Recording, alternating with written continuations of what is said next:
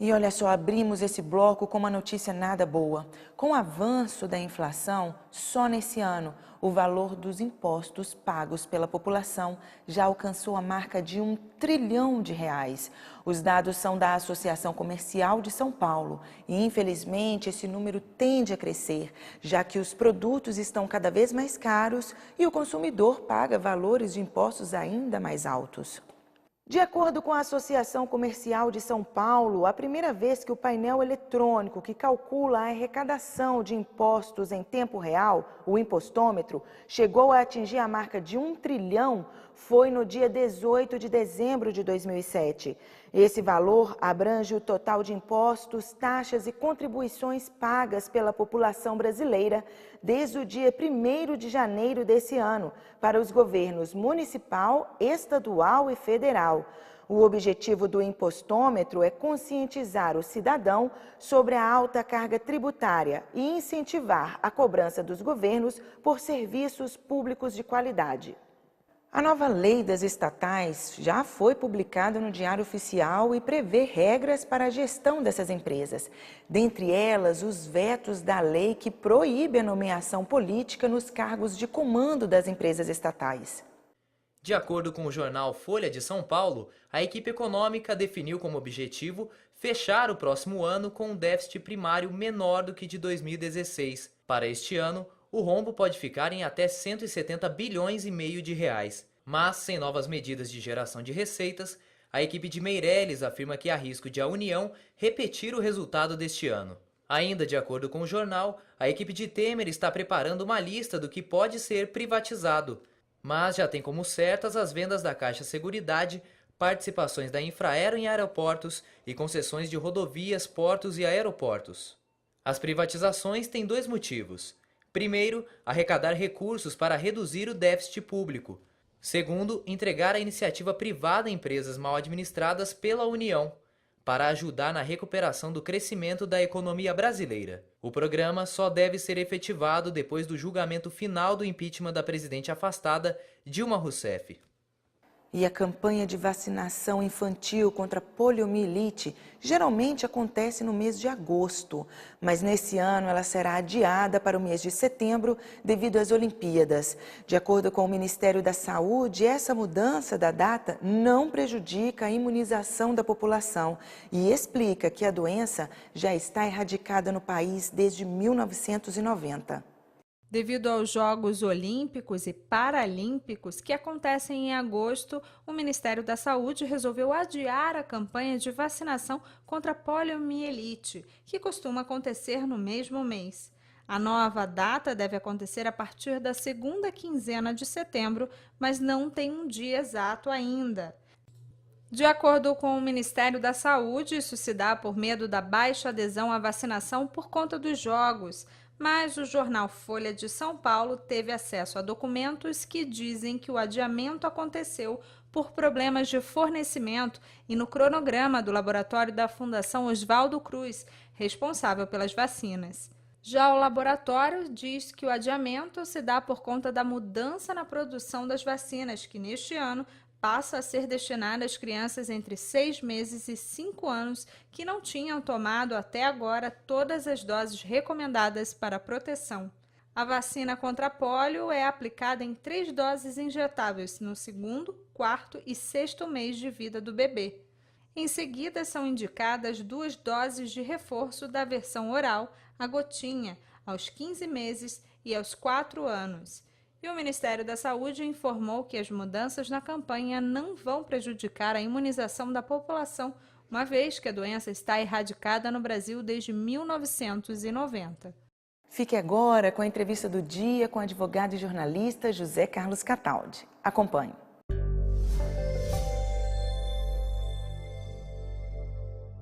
Hoje nós estamos recebendo aqui 2 pessoas que eu costumo deixar assim envoltas do capítulo Fazer o Bem, né? São pessoas que devotam seu tempo a ajudar os outros, fazendo uma espécie de caridade com que a esquerda não sabe o que a direita faz. É muito legal isso. Estou aqui com o Coronel Lamarck, que você já conhece. Ele é autor daquele livro da Casa de Custódia, conta a história de como nasceu o PCC, ele está aqui porque trouxe o senhor Haroldo Ribeiro, que é o presidente da Casa São Francisco. O Coronel Lamarck, além de devotar os direitos autorais do livro que ele escreveu à entidade, é também o tesoureiro. Por isso ficou aqui do meu lado, né? Porque é o homem do dinheiro.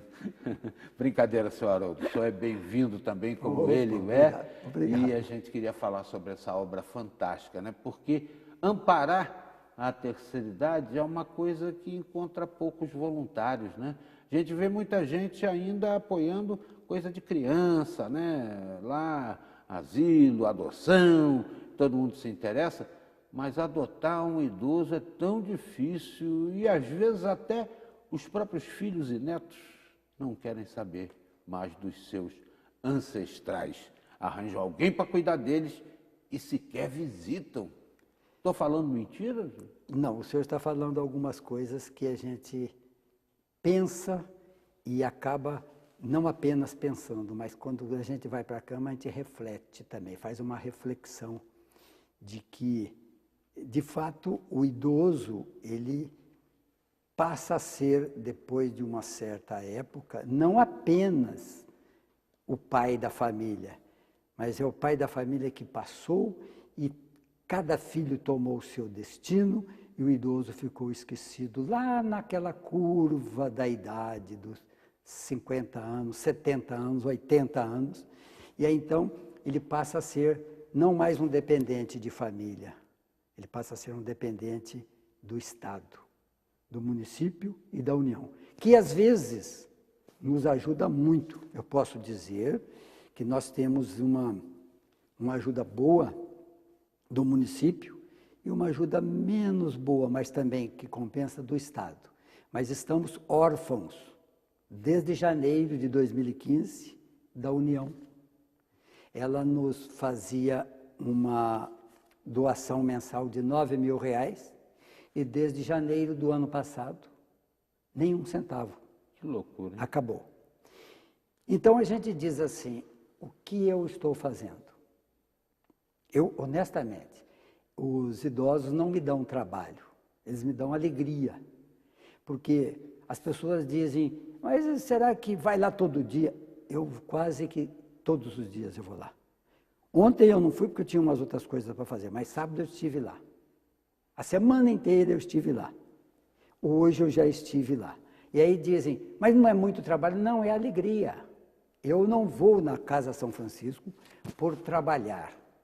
Eu vou por alegria. O senhor é farmacêutico de formação. Fui. E hoje eu estou lá. Eu trabalhei, fiquei em farmácia, no ramo de farmácia, como funcionário de laboratório de farmácia. Eu fiquei 19 anos e um pouquinho, quase 20 anos. E depois fiquei mais 29 anos e 7 meses numa farmácia própria, na qual eu vivi e consegui educar minhas 2 filhas. Mas não deve ser mole, ser tesoureiro do buraco. As nossas subvenções, como o Haroldo já mencionou, né, a federal cessou.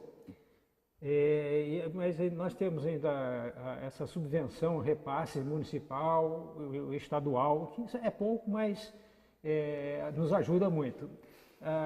Os internos, nós temos aí 100 idosos internos, uma ala para 50 mulheres, outra ala para 50 homens.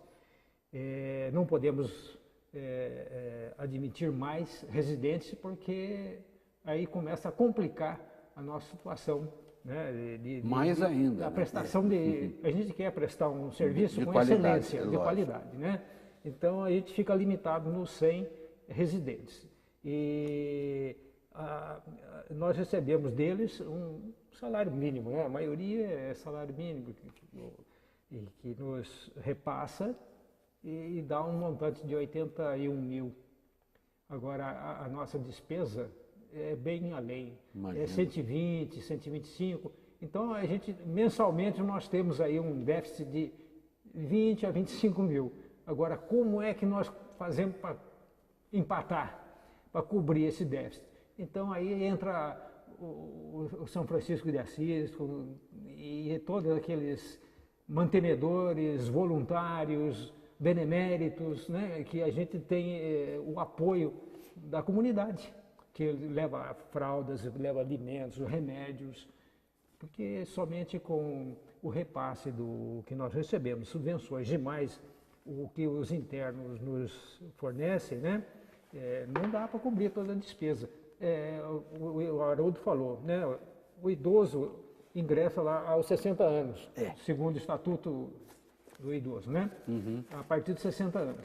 E ao longo dos anos ele vai ficando debilitado, vai adoecendo e a situação de saúde acaba vai complicando. às vezes até se tornando senil e uma pessoa, quem sabe, até um pouco agressiva, isso é natural, decorrente de Alzheimer e outras situações, né? Isso. Fica um tanto difícil lidar com essa pessoa e não pode pegar e falar, vai embora, tem que acolher até o momento final. Eu vou lhe pedir para contar um pouco da história da Casa São Francisco e também como é que as pessoas podem ajudar. Eu tenho certeza que pessoas que estão vendo o programa hoje não sabem que existe a obra, que podem dar algum tipo de apoio, ajuda. Calor humano, eu acho mais importante. Depois eu tenho uma história para contar a respeito da Casa dos Artistas, que há no Rio de Janeiro, e também de outras entidades de atendimento ao idoso, que a gente teve a oportunidade de percorrer ao tempo em que conduzia o programa Pensando em Você,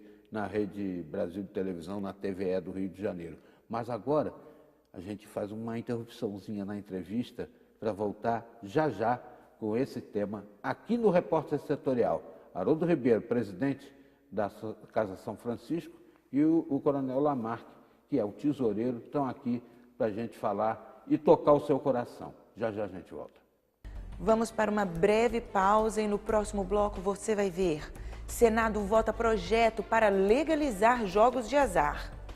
Aguarde um instante e aproveite para nos ajudar a encontrar algumas pessoas que infelizmente estão desaparecidas.